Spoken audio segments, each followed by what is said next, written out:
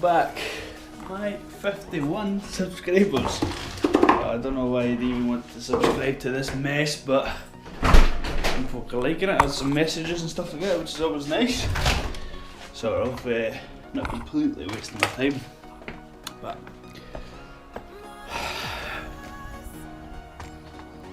it's not raining, but it's cold. Cows. It seems a bit misty. What we're doing this morning is we're going to be putting on this rear wheel bearing on the RX7. Well, I actually need to diagnose to see if it is a wheel bearing, because we're having problems just now where I'm accelerating in a straight line, putting the foot down, and I'm letting off, and the back end rolls over. And I've had the tracking done. Tracking's fine. I did notice that my rear brake. I did notice at one point that the rear brake on the back, the driver's side, was quite hot one day. It was kind of smoking and steaming, and I'm trying to think, but when I took the pads off last time, I'm pretty sure they had a bit of an angle on them, so that would point towards the fucking wheel cocking to the side, which under load would go straight, and as soon as I let off it would try and come in, which I'm thinking was trying to throw the back end out, but little monkey. We'll see if we can try and figure out what the problem is. Now, first things first. We need to move this gadget. Oh, she's clean. Yeah. And at some point I will be sticking a turbo on the Bandit, so that'll be another project. I know I'm pretty mental for turbos, but I just love them. I love ours the most. It's never just that easy, is it? Try to push it out, but I'm not strong enough. So I need to put it on the front of the Rangy and tow it as far as I can go. Let's see what the Rangy does this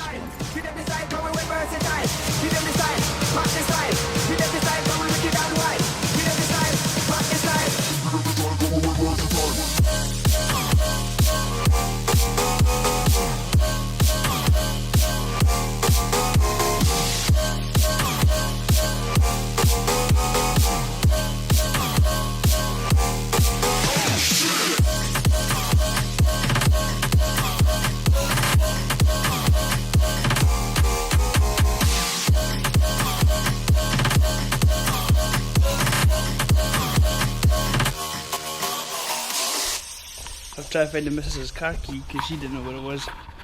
The car was parked there, so I've got it out of the way now. I'm going to give this guy first start in about a month.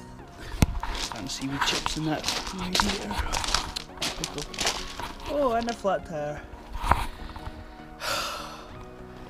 So it's been about 3 weeks since we started this. Let's give it a shot. Some weird noises. Let's go for a start.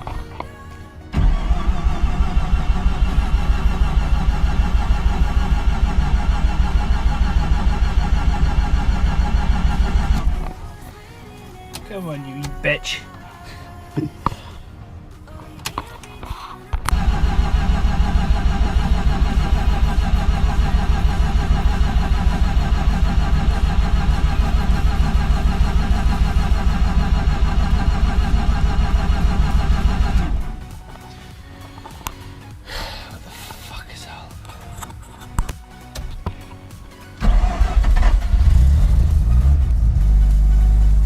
Oh, yes. Ah.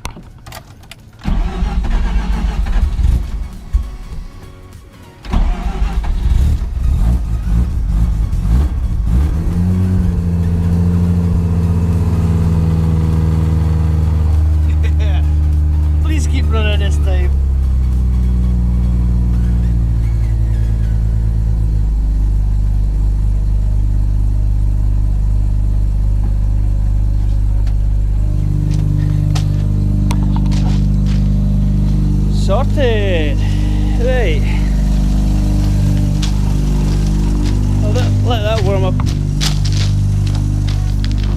testing my fucking patience today. Alright, I'll let that warm up, and then I'm going to tidy the garage up a little bit before I start whipping off these wheels, because we're going to be putting on some new tiles.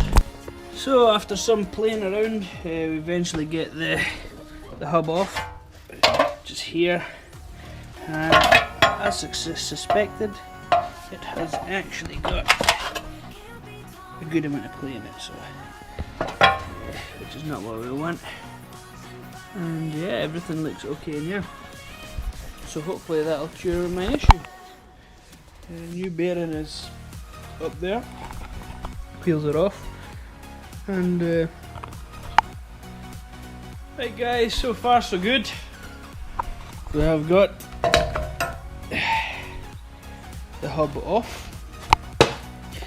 Generally you can drive the hubs out with a socket and a big hammer. It's just a socket inside there, which destroys the bearing, but it gets it out. And then what I'll do is I'll just cut a wee slit sort of in here somewhere, a little slit, and then I should be able to chap that out right off. This one here is a circlip. I don't know if you can see it there, 2 pins. Bring them together, pull the circlip out, smash the rest of the bearing out, and then I'll actually run a weld around the inside, which generally collapses in, no sorry, I'm not sure if it collapses the metal in, or if it heats it up enough so the outside of the metal, which would be aluminium in this case, actually expands, which then lets you drive out the bearing. I've done it loads and loads that way, so it works fine. I'm going to see my pal Daniel. He's got a press at his work, so I might press him back in, but I'm going to give him a quick try with the vice first. Depends how tight they are. Generally they go in okay in the vice, so yeah, take it easy, so we'll keep you updated.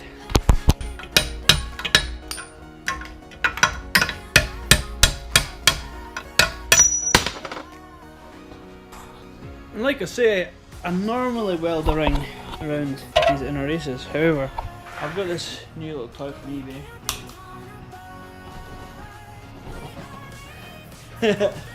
And I'll probably try this. It's got a little bit of a rubber ring around there, so that's going to melt off. But I'm hoping that the outside of this piece here, this aluminium, will expand quicker than the steel of the bearing. So I'll give that a little bit of a heat up, and we'll see where we get with that.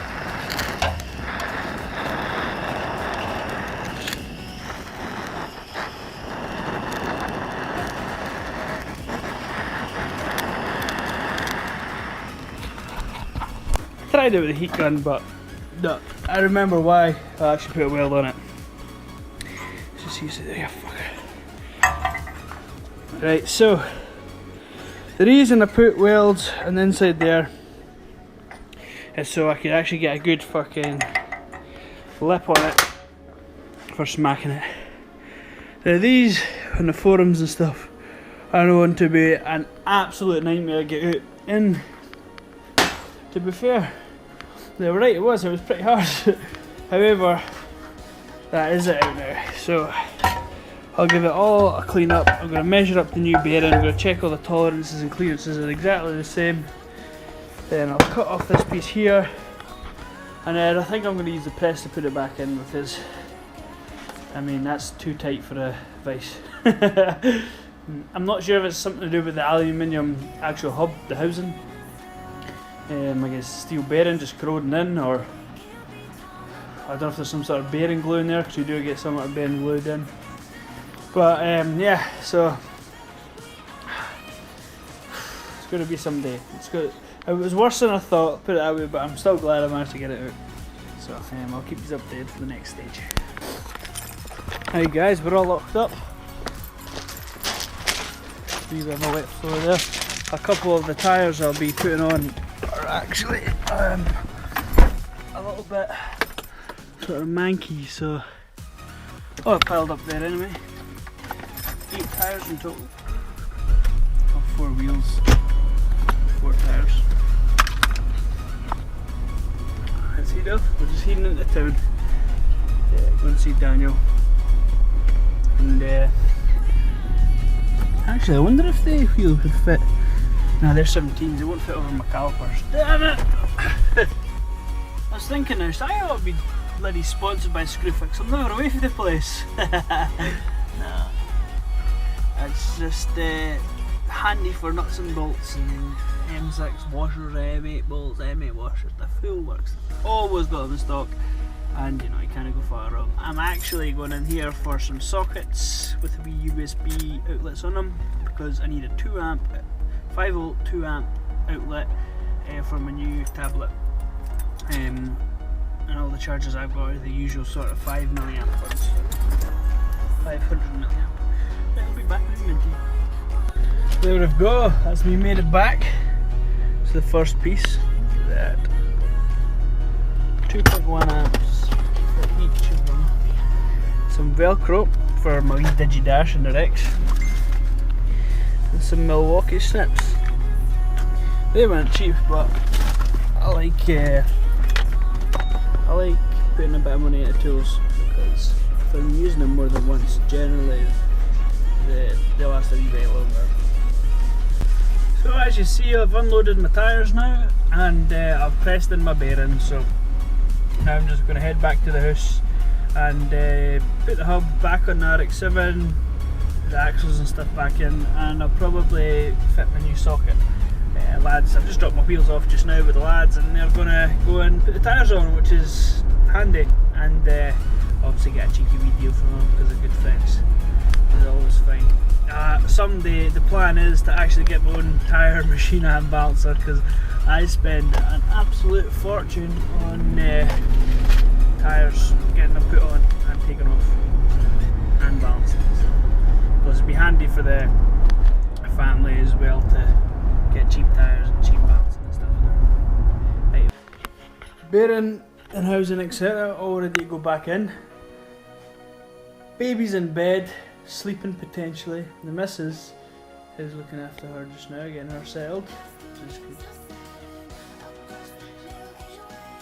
So I'm going to come outside, stick this thing back together. Yo, welcome back. So, all back together. All happy with that. Tightened up the middle bolt, punctured it down, as you can see.